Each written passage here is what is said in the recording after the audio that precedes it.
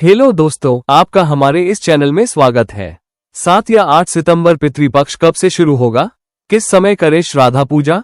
क्या है सही विधि? पितृ तर्पण और श्राद्ध के नियम जाने। तिथि सामग्री सहित अन्य हिंदू पंचांग के अनुसार पितृपक्ष का समय पूर्वजों की आत्मा की शांति के लिए बेहद शुभ होता है। ऐसा कहा गया है कि इस दौरान श्राद्ध और तर्पण करने से पितर प्रसन्न होते हैं और घर परिवार पर सुख समृद्धि बनी रहती है। आइए जानते हैं पितृपक्ष की तिथियां कब से शुरू हो रहा है। पितृपक्ष 2025 पंचांग के अनुसार पितृपक्ष की शुरुआत भाद्रपद मास की पूर्णिमा तिथि से होती है और इसका समापन आश्विन अमावस्या को होता है, जिसे महालय अमावस्या कहा जाता है। इस वर्ष पितृपक्ष 7 सितंबर 2025 से शुरू होकर 21 सितंबर 2025 तक चलेगा।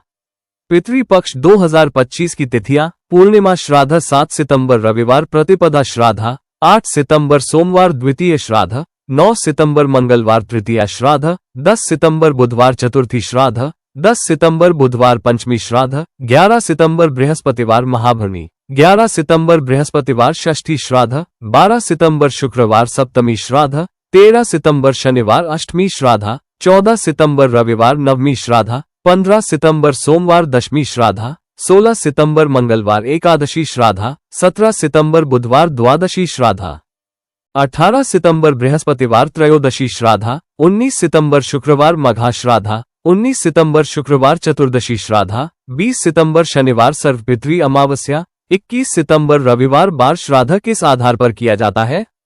पितृपक्ष में श्राद्ध कर्म मृतक की तिथि के आधार पर किया जाता है। मान्यता है कि जिस दिन व्यक्ति की मृत्यु हुई हो उसी दिन उसका श्राद्ध किया जाता है।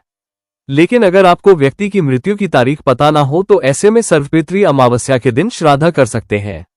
ये तिथि उन सभी पितरों के लिए होती है जिनकी मृत्यु तिथि मालूम ना हो। श्राद्ध पूजा में जरूरी सामग्री।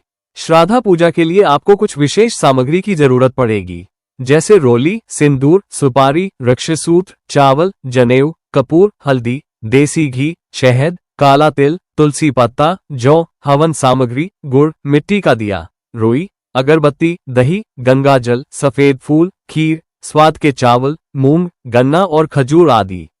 श्राद्ध कैसे करें? श्राद्ध कर्म करते समय किसी योग्य ब्राह्मण को बुलाएं। ब्राह्मणों की मदद से तर्पण और पिंडदान विधि पूर्वक संपन्न होता है। इस दिन ब्राह्मणों को श्रद्धा से भोजन कराना और दक्षिणा देना जरूरी माना गया है। साथ ही इस दिन जरूरतमंद को खाना खिलाएं। इससे काफी लाभ मिलता है।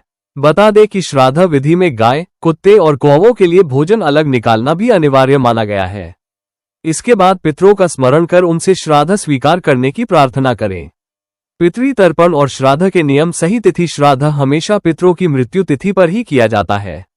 अगर आपको अपने पितरों की मृत्यु की तिथि याद ना हो तो सर्वपितृ अमावस्या पर श्राद्ध कर्म कर सकते हैं। ब्राह्मण भोजन। श्राद्ध के दिन ब्राह्मणों को भोजन कराना और दान दक्षिणा देना बहुत महत्वपूर्ण माना जाता है। इससे पितरों की आत्मा को शांति मिलती है। तर्पण। पितृपक्ष में प्रतिदिन जल, तिल और कुशा से पितरों का तर्पण किया जाता है। तर्पण करते समय उनका नाम लेकर जल अर्पित किया जाता है। पवित्रता। इस दौरान घर में सात्विक भोजन ही बनाना चाहिए और मांस, मदिरा व किसी भी तरह के तामसिक भोजन से बचना चाहिए। दान। पितृपक्ष में जरूरतमंदों को अन्न, वस्त्र और अन्य आवश्यक चीजों का दान करना चाहिए।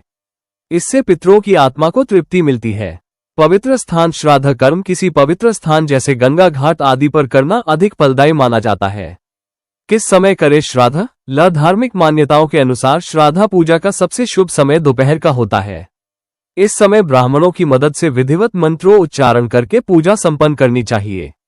पूजा के बाद जल से तर्पण करें और भोजन से थोड़ा सा निकालकर पहले गाय, कुत्तों और कौवों को अर्पित करें। पितृपक्ष में इन बातों का रखें ख्याल। पितृपक्ष के दौरान शाकाहारी भोजन ही करना चाहिए। इस दौरान बालों को नहीं काटने से बचना चाहिए। पितृपक्ष में लहसुन, प्याज आदि तामसिक भोजन का सेवन नहीं करना चाहिए। इसके अलावा इस दौरान कोई भी नया प्रोजेक्ट, नया घर या नई गाड़ी खरीदने जैसे मांगलिक कार्य नहीं करना चाहिए, क्योंकि ऐसा करना शुभ नहीं माना जाता है।